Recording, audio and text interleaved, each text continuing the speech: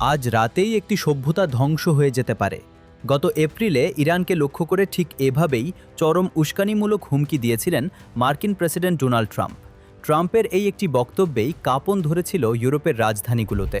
বিশ্বজুড়ে ছড়িয়ে পড়েছিল পারমাণবিক যুদ্ধের আতঙ্ক।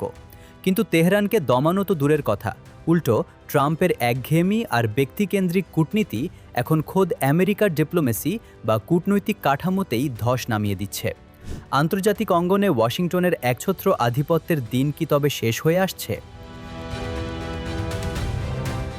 রয়টার্সের একটি চাঞ্চল্যকর অনুসন্ধানে বেরিয়ে এসেছে ওয়াশিংটনের ভেতরের এক চরম সংকটের গল্প। ট্রাম্পের দ্বিতীয় মেয়াদে যুক্তরাষ্ট্রের প্রচলিত কূটনৈতিক দেওয়ালগুলো তাসের ঘরের মতো ভেঙে পড়েছে। অবিশ্বাস্য হলেও সত্য, বর্তমানে বিশ্বের অন্তত অর্ধেক মার্কিন দূতাবাসে কোনো স্থায়ী রাষ্ট্রদূত নেই। ভারপ্রাপ্ত কর্মকর্তাদের দিয়ে জোড়াতালি দিয়ে চালানো হচ্ছে পরাশক্তির কূটনীতি। অক্সফোর্ড বিশ্ববিদ্যালয়ের ইতিহাসবিদ মার্গারেট ম্যাকমিলান সতর্ক করে বলেছেন, এই পরিস্থিতি বিশ্বের গতি প্রকৃতি বোঝার ক্ষেত্রে আমেরিকার ক্ষমতাকে পঙ্গু করে দিচ্ছে, যার ফলে ভবিষ্যতে যে কোনো বড় সংঘাত ঠেকানোর সক্ষমতা হারাচ্ছে ওয়াশিংটন।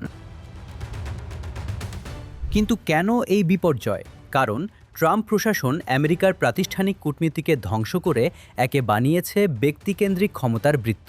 2025 সালে মার্কিন পররাষ্ট্রমন্ত্রী মার্কো রুবিও পররাষ্ট্র দপ্তরকে অতিরিক্ত বড় এবং পক্ষপাতদুষ্ট আখ্যা দিয়ে এক ধাক্কায় প্রায় 3000 অভিজ্ঞ কর্মীকে চাকরিচ্যুত করেন।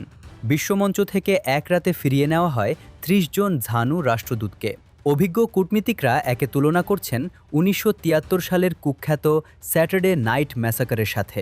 এর ফলে কয়েক দশকের পেশাদার কূটনৈতিক অভিজ্ঞতা হারিয়ে সম্পূর্ণ অন্ধ হয়ে পড়েছে ওয়াশিংটনের নীতি নির্ধারণী মহল। পরিস্থিতি এতটাই বিশৃঙ্খল যে খোদ মার্কিন কর্মকর্তাদের অনেক সময় হোয়াইট হাউসের প্রাতিষ্ঠানিক চিঠির বদলে ট্রাম্পের সোশ্যাল মিডিয়া পোস্ট দেখে বুঝে নিতে হচ্ছে আমেরিকার পরবর্তী পদক্ষেপ কী হবে।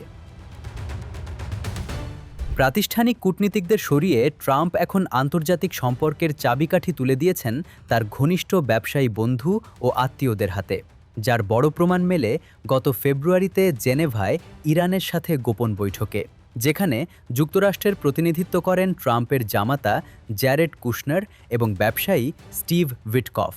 ইউরোপীয় কূটনীতিকরা রয়টার্সের কাছে ক্ষোভ প্রকাশ করে জানিয়েছেন, ইরানের সাথে পরমাণু ইস্যুতে আলোচনা করতে আসা এই মার্কিন প্রতিনিধিদের পারমাণবিক প্রযুক্তি নিয়ে কোনো মৌলিক জ্ঞানই ছিল না। অস্ত্র নিয়ন্ত্রণ বিশ্লেষক কেলসি ড্যাভেনপোর্টও নিশ্চিত করেছেন যে ইরানের পরমাণু শক্তির দক্ষতার সামনে মার্কিন প্রতিনিধি দলের এই প্রযুক্তিগত অজ্ঞতা ওয়াশিংটনকে চরম আন্তর্জাতিক লজ্জায় ফেলেছে। ইরানের শক্তিশালী ও সুনির্দিষ্ট অবস্থানের সামনে মার্কিন কূটনীতি এখানে সম্পূর্ণ অসহায় প্রমাণিত হয়েছে। আমেরিকার এই দুর্বলতা এবং ট্রাম্পের খামখেয়ালিপনার কারণে বিশ্বজুড়ে মার্কিন মিত্ররা এখন ওয়াশিংটনকে এড়িয়ে চলা শুরু করেছে। ইউরোপ থেকে এশিয়া সব দেশই এখন হোয়াইট হাউসের প্রাতিষ্ঠানিক পথ ছেড়ে বিকল্প উপায়ে নিজেদের স্বার্থ রক্ষার কৌশল খুঁজছে। দক্ষিণ কোরিয়া বা জাপানের মতো দেশগুলো এখন আমেরিকার আনুষ্ঠানিক বাণিজ্য প্রতিনিধিদের পাত্তাই দিচ্ছে না।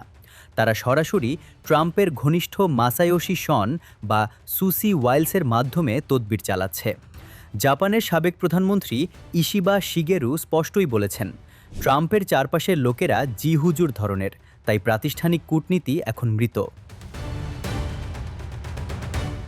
ইরানকে ধ্বংস করার ফাঁকা হুমকি দিয়ে ট্রাম্প প্রশাসন আজ নিজেই বিশ্বমঞ্চে একাকী এবং কোণঠাসা। যুক্তরাজ্য, ফ্রান্স বা জার্মানির মতো মিত্ররা এখন ট্রাম্পের হুঙ্কারকে স্রেফ গর্জনকারী কিন্তু কামড়াতে না পারা শাসানি বলে মনে করে।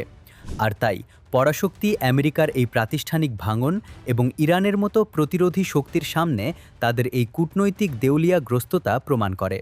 বিশ্বমঞ্চে ওয়াশিংটনের একাধিপত্যের সূর্য এখন অস্তাচলে।